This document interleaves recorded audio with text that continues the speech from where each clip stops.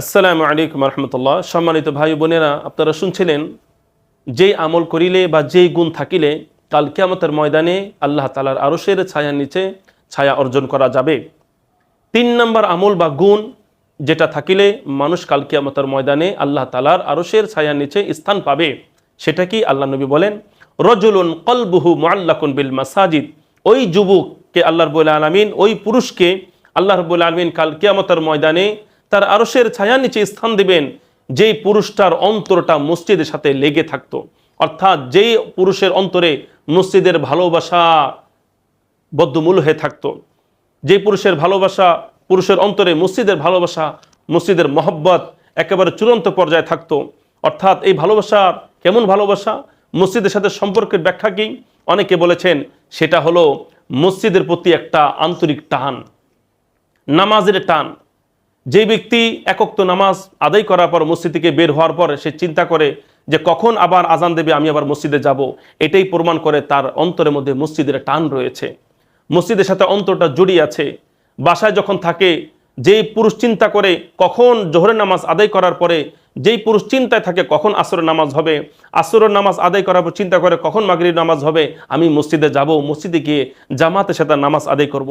এই যে একটা মসজিদের প্রতি একটা টান, এই টান কাল কিয়ামতের ময়দানে তাকে আরশের ছায়া নিচে ছায়া অর্জন করার সুযোগ তাকে করে দেবে। এই জন্য বন্ধুরা আমার, আমরা মুসলমান, আমরা সবাই জানি মসজিদ হলো আল্লাহ তাআলার ঘর, পৃথিবীর সর্বশ্রেষ্ঠ স্থান হলো মসজিদ।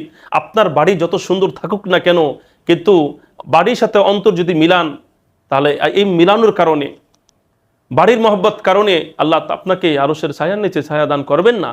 তবে আপনার অন্তরে যদি মসজিদের প্রতি ভালোবাসা থাকে, মসজিদের মধ্যে জামাত আদায় করতে আপনার ভালো লাগে, মসজিদের মধ্যে কি বলে জিকির আজকার করতে আপনার ভালো লাগে, মসজিদের মধ্যে কিতাব তালিম করতে ভালো লাগে, মসজিদের মধ্যে তফসির শুনতে, হাদিস শুনতে, মাসলা মাসাইল শুনতে, এরকমভাবে মসজিদে কিছুক্ষণ ব্যয় করতে যদি আপনার ভালো লেগে থাকে, মসজিদে আসলে যদি আপনার দম বের না হয়ে যায়, কারণ অনেক মানুষ আছে মসজিদে আসলে কখন মসজিদ থেকে বের হবে তার অবস্থা খারাপ হয়ে যায়।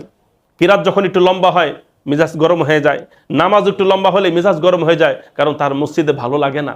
আর মসজিদে ভালো লাগে না, সুতরাং এই মসজিদে থাকতে ভালো না লাগাটাই প্রমাণ করে তার অন্তরে মসজিদের প্রতি টান নেই। সুতরাং আমাদের মসজিদের প্রতি ভালোবাসা কেমন থাকতে হবে? পানি থেকে মাছ বের করলে মাছ যেরকম ছটপট ছটপট করে, ঠিক এরকমভাবে আমাদের অন্তরে মসজিদের প্রতি একটা টান এরকমই থাকতে হবে। মসজিদ থেকে বের হওয়ার পর আমাদের অন্তরটা যেন, আমাদের হৃদয়টা যেন মাছের মতন ছটপট করতে থাকে, পানিবিহীন মাছের যে অবস্থা, একজন মুসলমানের অবস্থা এমনই হওয়া দরকার মসজিদের ব্যাপারে। এই জন্য বন্ধুরা আমার, এই মসজিদের মধ্যে বেশি বেশি গমন করা, মসজিদে একটু সময় দেওয়া।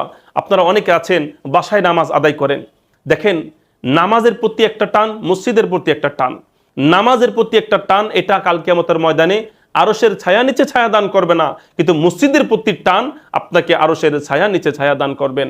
নামাজের চাইতে মসজিদের প্রতি টান রাখা এই জন্য বেশি দরকার, কারণ আপনি নামাজ যদি বাসায় আদায় করতে থাকেন, আপনার একটা অভ্যাস হয়ে যাবে, অভ্যাস হয়ে যাবে। এই অভ্যাসটা একদিন মসজিদ থেকে আপনার সম্পর্কটাকে বিচ্ছিন্ন করে দেবে। এই জন্য বাসায় নামাজ পড়বেন, যদি কখনো পরিস্থিতি এমন হয়ে যায় তাহলে বাসায় পড়তে পারেন, তবে উচিত, আপনার আমার উচিত, আমাদের 5 ওয়াক্ত নামাজ আদায় করব, মসজিদে জিকির আজকার করব। যে ব্যক্তি মসজিদের মধ্যে বেশি যাওয়া আসা করে তার ব্যাপারে নবী কি বলেছেন শুনবেন? নবীজি বলেছেন, মান গদা ইলাল মসজিদি আও রাহা আ'আদাল্লাহু লাহু ফিল জান্নাহ নুজুলান কুল্লামা গদা আও রাহা ও কামা ক্বালা আলাইহিস সালাতু ওয়াস সালাম। আল্লাহর নবী বলেন, যে ব্যক্তি সকাল সন্ধ্যা মসজিদে গমন করে ইবাদতের জন্য, জিকির আজকার করার জন্য, আপনি মসজিদে একটু শোয়ার জন্যই আসেন, একটু আরাম করার জন্য আসেন না কেন, তারপর আপনার অন্তরে মসজিদের মধ্যে একটা টান সৃষ্টি হবে, একটা টান সৃষ্টি হবে। তা মসজিদের মধ্যে সকাল সন্ধ্যা যারা ইবাদত করার জন্য আসে বা ভালো কাজ করার জন্য আসে, নামাজ পড়ার জন্য আসে, আল্লাহ নবী বলতেছেন যে আ'আদাল্লাহু লাহু ফিল জান্নাহ নুজুলান, আল্লাহ রাব্বুল আলামিন তার জন্য জান্নাতে মেহমানদারির ব্যবস্থা করবেন। সুবহানাল্লাহি বিহামদিহি। আল্লাহ রাব্বুল আলামিন তাকে আরশের ছায়ার নিচে ছায়া দান করবেন, তার জন্য জান্নাতে মেহমানদারির ব্যবস্থা করবেন। শুধু তাই নয়, বরং যে ব্যক্তি উজু করে মসজিদের মধ্যে জামাতের সাথে নামাজ আদায় করার জন্য যারা উজু করে ঘর থেকে বের হবে, তাদের ব্যাপারে নবীজি কি বলেছেন? তাদের ব্যাপারে নবীজি বলেছেন, আল্লাহ রাব্বুল আলামিন তাকে একটি কবুল হজের সব আল্লাহ তাকে দান করে দেবেন। সুবহানাল্লাহ। অর্থাৎ আপনি যদি বাসা থেকে উজু করে মসজিদে আসেন নামাজ আদায় করার জন্য জামাতের সাথে, আর আপনি যদি নামাজ আদায় করে চলে যান, তাহলে আপনি শুধু নামাজের সব পাবেন না, জামাতের সব পাবেন না, বরং আপনাকে আল্লাহ একটি কবুল হজের সব আল্লাহ দান করে দেবেন। আল্লাহ তাআলা আমাদের সকলের অন্তরে মসজিদের প্রতি টান আল্লাহ রাব্বুল